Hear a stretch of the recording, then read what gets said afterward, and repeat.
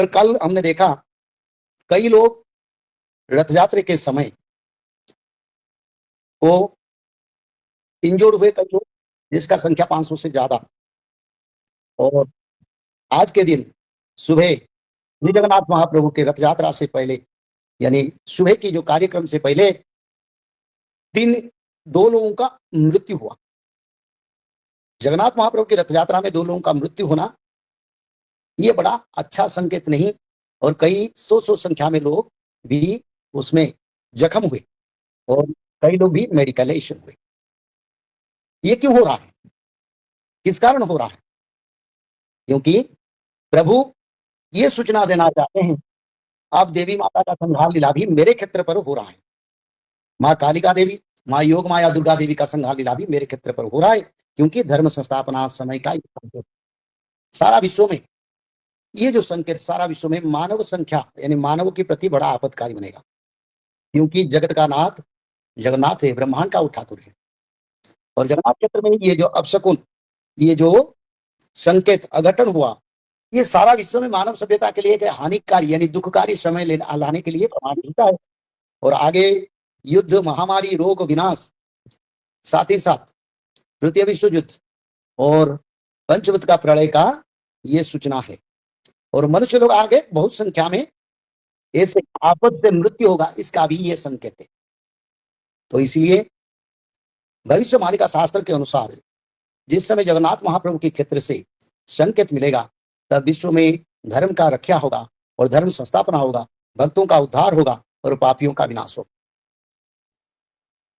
भविष्यवाणी का शास्त्र में जो जो संकेत लिखा था, वो संकेत सब पूरा हो चुका है।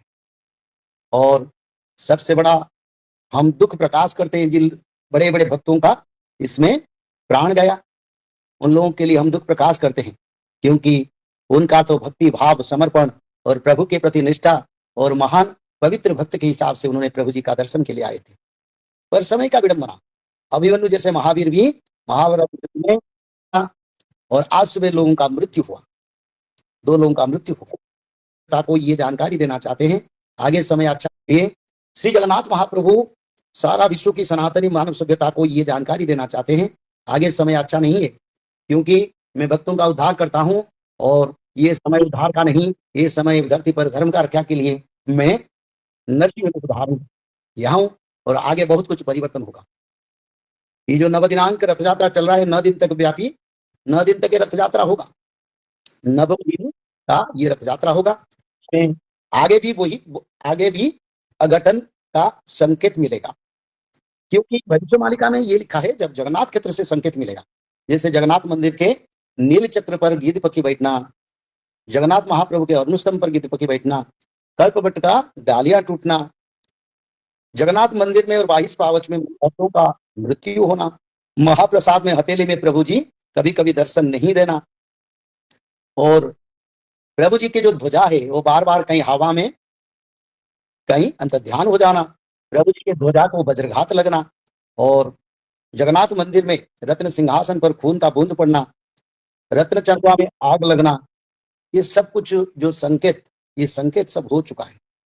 और ये भी एक वाणी उसमें लिखा था, प्रभु जी के रथ यात्रा तो आषाढ़ शुक्ल द्वितीया में होने वाला है, होने के लिए नियम है शास्त्रीय और इंद्रद्युम्न राजा के जो परंपरा जगन्नाथ जी की दी हुई वचन के अनुसार।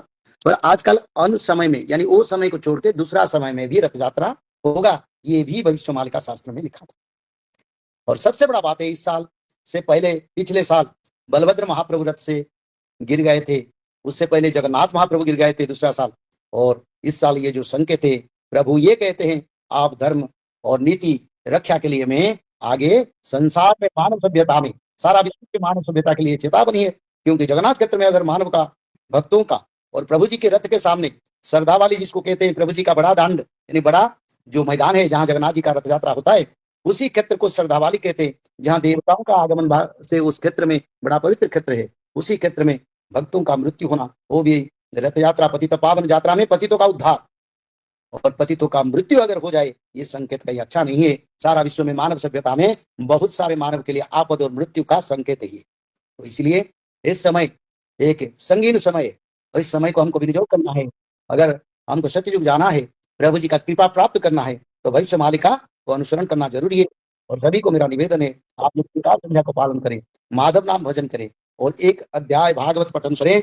जो मानव त्रिकाल संध्या भागवत पठन और भगवान महाविष्णु के नाम माधव को भजन करेंगे, वो लोग कलयुग से सत्ययुग को गमन करेंगे। युग परिवर्तन का जो बाधा, जो समय आ रहा है विनाश का, ये बिल्कुल विनाश का संकेत जगन्नाथ के तरफ से। इस संकेत को हमको समझना पड़ेगा, नहीं समझे तो कोई बात नहीं, और जो समझ लेंगे वो बुद्धिमान यानी भक्त होंगे। तो इसलिए आप कलयुग पूर्ण अंत हो चुका है, आप कलयुग नहीं है, आप सत्ययुग होगा। और सत्ययुग बनाने के लिए प्रभु कल के अवतार भी धारण करेंगे। तो ऐसे समय पर श्री जगन्नाथ महाप्रभु के पतित पावन यात्रा में भक्तों का मृत्यु सारा विश्व के लिए विनाशकारी संकेत पे आगे तृतीय विश्व युद्ध का फिर शुरू होगा। और तृतीय विश्व युद्ध के साथ रोग महामारी पंचमत का प्रभाव जो मानव सभ्यता का अशेष क्षति साधन करे। तो इसलिए सब आप त्रिकाल संध्या करें, भागवत पठन करें, माधव नाम को भजन करें। आगे समय अच्छा नहीं है, ये बिल्कुल जगन्नाथ के तरफ से प्रमाण मिल गया। समय बिल्कुल अच्छा नहीं है मानव सभ्यता के लिए। कोई कितना भी सोचे, कितना आगे भविष्य देखे, पर मेरे हिसाब से भविष्य 10 साल में बंधा है,